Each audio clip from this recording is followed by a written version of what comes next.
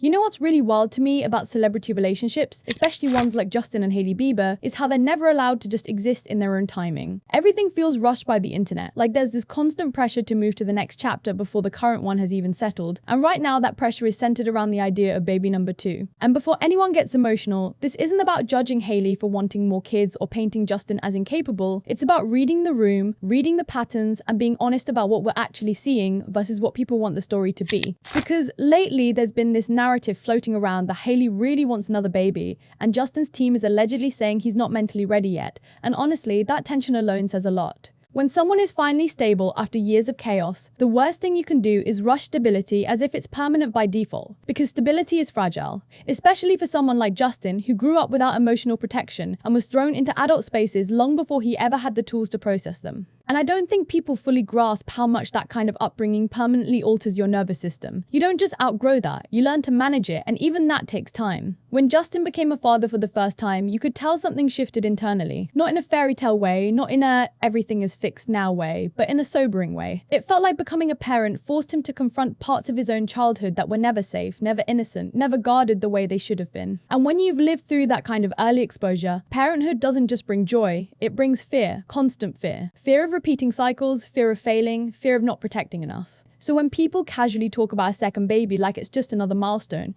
I don't think they're accounting for the emotional math Justin is probably doing in his head every single day. Add to that the fact that he is openly admitted to struggling with anxiety, depression, and self-medicating during some of his darkest periods. And suddenly, this isn't just a relationship update, it's a mental health conversation. And then there's Hailey, who I think gets oversimplified in this entire discussion. She's either painted as the villain who wants a baby to save the marriage, or as the saint who holds everything together while Justin unravels, and the truth is probably somewhere in the middle. She's been honest about how hard her first pregnancy and postpartum experience was, and that kind of transparency matters. A lot of women don't talk about how disorienting that transition can be, especially when you're doing it under public scrutiny. But she's also said she feels more prepared now, more grounded, and that makes sense. The first time is a shock to the system. By the second time, you know what your body does, you know what your mind does, you know what support you need. Her wanting another child doesn't feel reckless to me, it feels human. The question isn't whether her desire is valid, it's whether the timing aligns with where Justin actually is, not where people want him to be. Because here's the thing people keep skipping over. Justin has only recently started to look like himself again. And by himself, I don't mean the teenage pop star version, I mean the calmer, quieter, more present version.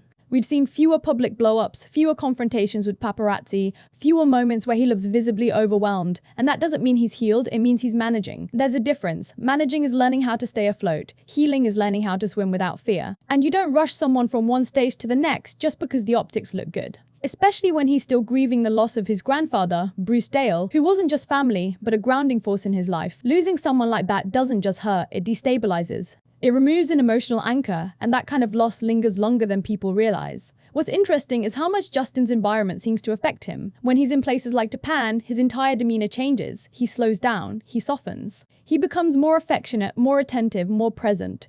Watching him interact with Hailey there feels different from the clips we've seen in the past, where he looks distant or irritated, and I don't think that's an accident. Some places allow you to exist without constantly being consumed, and for someone like Justin, that kind of space is essential. In those moments, you can actually see why their relationship works. He lifts her up, she grounds him, and there's a mutual respect that feels genuine when the noise is turned down. That's why I struggle with the idea that their marriage is hanging by a thread. Is it unconventional? Yes. Is it uneven at times? Absolutely. But so are most relationships where one partner has significant unresolved trauma. The difference is theirs plays out in public. Every awkward moment becomes evidence. Every bad day becomes a headline. And people forget that healing doesn't erase bad habits overnight. Someone can love deeply and still struggle with emotional regulation. Someone can be committed and still have moments where they shut down. That doesn't automatically mean the relationship is failing, it means it's human.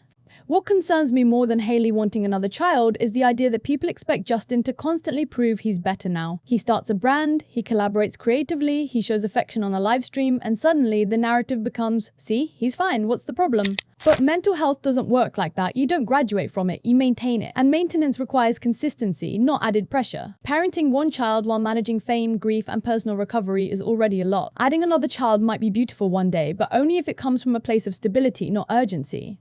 And then there's the distraction layer of all of this, like the AI trends, the viral moments, the side conversations that keep pulling focus away from the real issue. Hailey reacting to AI versions of herself might seem trivial, but it actually shows how much more secure she seems now. She's not defensive, she's not spiraling, she's engaging with humor. That tells me she's grown into herself more than people give her credit for. She stopped trying to win the internet and started prioritizing her real life. And that's healthy, that's necessary, especially if motherhood is something she wants to continue embracing. Justin, on the other hand, is still figuring out how to exist as an adult who was never allowed to fully be a child. And that's not something love alone can fix. Hailey can support him, love him, encourage him, but she can't heal him for him. And another baby can't do that either. Kids deserve parents who are present, not just physically, but emotionally. They deserve calm, not chaos disguised as productivity. So when I hear people say a second baby could keep Justin focused, that's where I pause. Because people aren't projects, and children aren't tools. Focus should come from purpose, not pressure, from peace, not fear. And if Justin is finally finding a rhythm that works for him, even if it's imperfect,